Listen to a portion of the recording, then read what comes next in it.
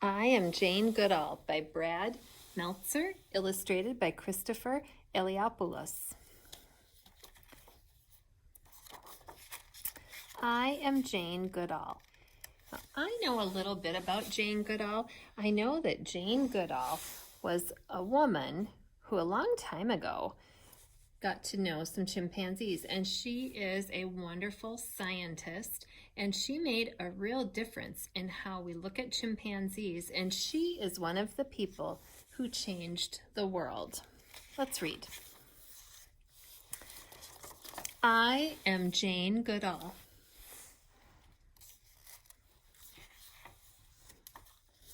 On my first birthday, my father bought me a cuddly toy chimpanzee named Jubilee. I loved Jubilee. I mean it. Loved. I used to carry Jubilee with me everywhere. As I got older, when I'd line up all my toys and play teacher, Jubilee was the one who had his own chair. I didn't just love my toy chimpanzee, though. I loved all animals, even the earthworms I found in the garden. My mom told me the worms would be safer in the garden, so we took them outside and buried them back in their home. You see where she put them? She put the worms under her pillow.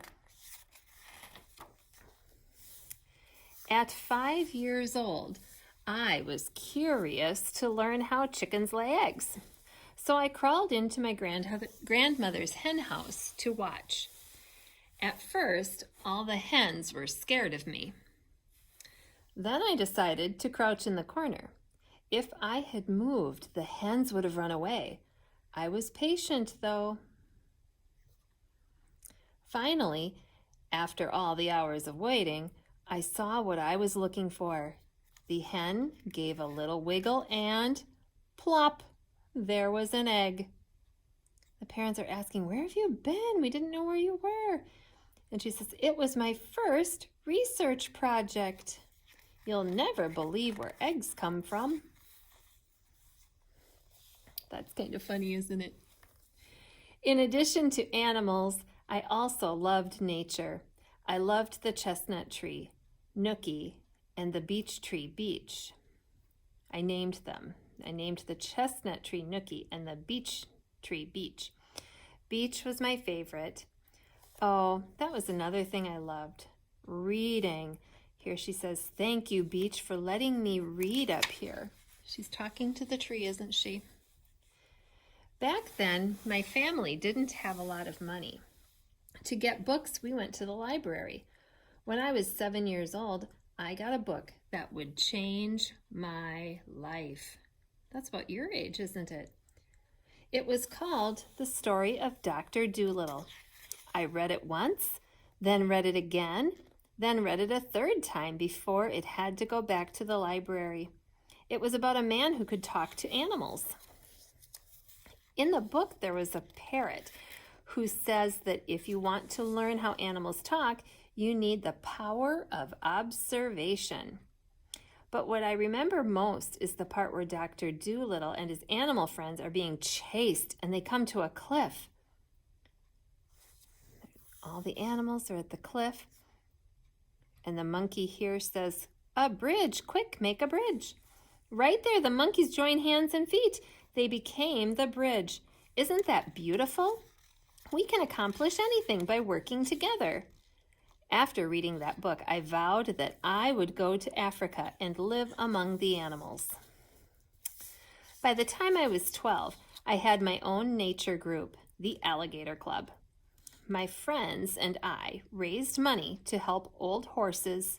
We took nature walks and wrote down what we saw, or at least I did. And if you wanted to have a high rank in the club, you have to be able to recognize 10 dogs, 10 birds, 10 trees, 5 butterflies or moths. How about I go for, and they have to do all these things. Jane was the Red Admiral named after a beautiful butterfly. So they had their own animal names. Was I the best student? Not really. On school days, it was hard for me to wake up. I didn't like being indoors, but if we were outside or there were animals around, then I'd get excited. I wanted a job where I could learn more about animals. But back then, if you were a girl, people didn't think you could become a scientist. They expected girls to become nurses, secretaries, or teachers. I wanted to go to Africa. I wanted to study animals. Luckily, my mom always told me, if you really want something, work hard for it. If you don't give up, you'll find a way. I never forgot that. Soon I had my chance. One of my school friends invited me to visit her family in Kenya. To pay for the trip, I worked as a waitress and hid my money under the carpet. One day I closed the curtains and counted it all, and I've got enough. I'm going to Africa. The trip took 21 days by boat. I was 23 years old. It all seemed like a dream until I saw a giraffe who stared directly at me. It had dark eyes, long lashes, a black tongue, and was chewing acacia thorns. I knew my dream was coming alive. Finally, I was in the Africa of Dr. Dolittle. 2 months later, my life changed again. Someone told me, if you are interested in animals, you must meet Dr. Louis Leakey. Nice to meet you. I'm Jane Goodall. I hear you like animals. You have no idea. Dr. Leakey was an anthropologist, which means he studied how humans live, and also a paleontologist, which means he studied fossils and bones. At first, he hired me as a secretary, but he was quickly impressed with what I knew about animals, including his own pets. Eventually, Dr. Leakey told me about a new job, studying chimpanzees up close. He said going into the forest would be hard. It would be dangerous. But if we could find out how chimps live today, we'd learn more about our own prehistoric ancestors and how they used to live. For a year, I read everything I could about chimpanzees. I was also told that women couldn't be alone in the forest. They said I needed a guide, plus a companion. My mom offered to come. I was ready. And here Mom says, I knew you wouldn't give up. I'll never forget the day, July 16th, 1960, the day I first set foot in what is today Gombe National Park in Tanzania, Africa. At 26 years old, I had finally made it to the home of the chimpanzees. It was a place that would change my life. During one of my first explorations, we saw 2 chimpanzees eating in a tall tree. They noticed us and ran away. The next day, we didn't see the chimps. There were no chimps the day after either. For months, I'd tried to get close, but they kept running away. Then I started going alone, just me. I'd go to a high area called the peak and look down with my binoculars. This was my secret. Be patient. Learn about how they lived. Slowly move closer and closer. Do you think it's going to work? In time, I saw that the chimpanzees would hang out in groups of 6 or fewer.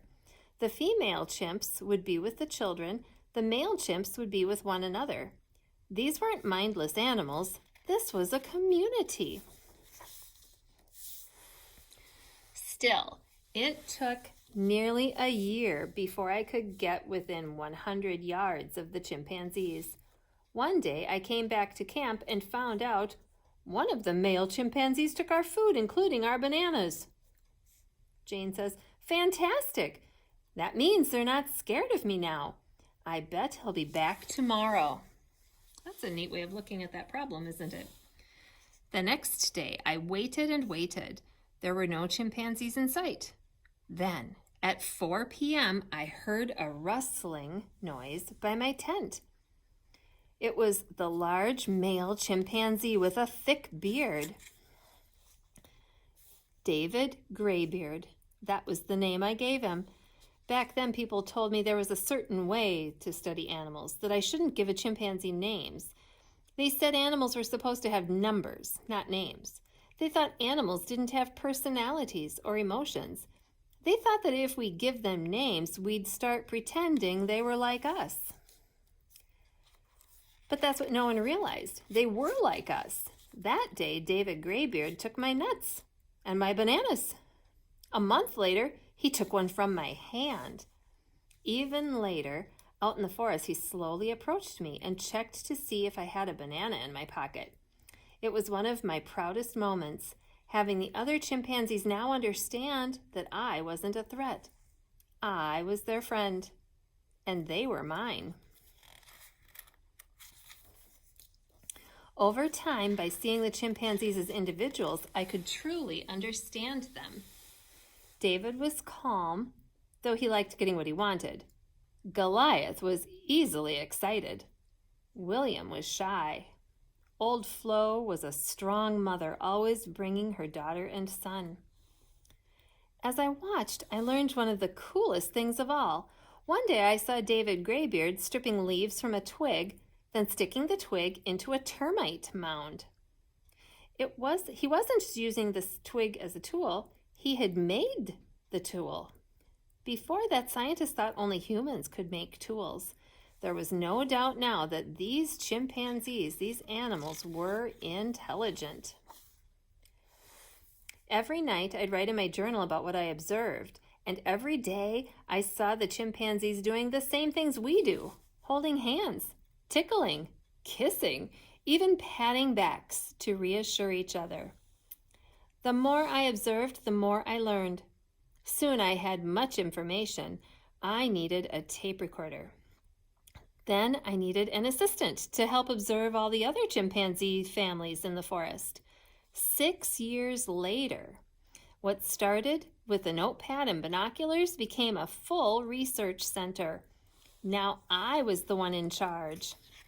Today, thanks to our work in Tanzania, the whole world knows that animals have their own personalities and complex relationships. In my life, people told me there was a certain way to do things, a certain way to study animals, a certain way that girls should behave. They told me to follow the rules. Instead, I followed my gut. In your life, it will be easy to see how others are different from you. But there's so much more to gain if you instead see how alike we all are. All of us, all living things, share so much. We have so many things in common. When we realize that and we look out for each other, that is the most wonderful way to live together.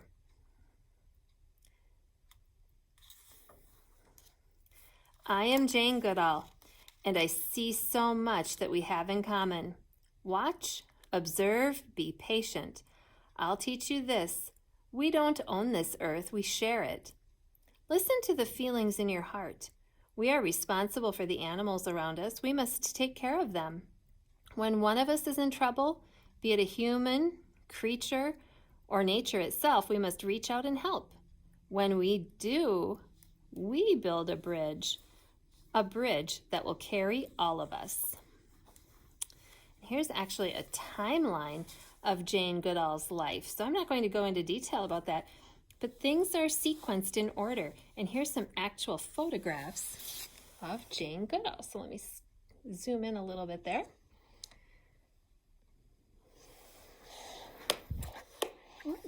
Yeah, we'll scoot over a little bit. There you have it. So that is the story of Jane Goodall, a very important scientist, and we will be doing some additional work with this book. I hope you enjoyed learning about her.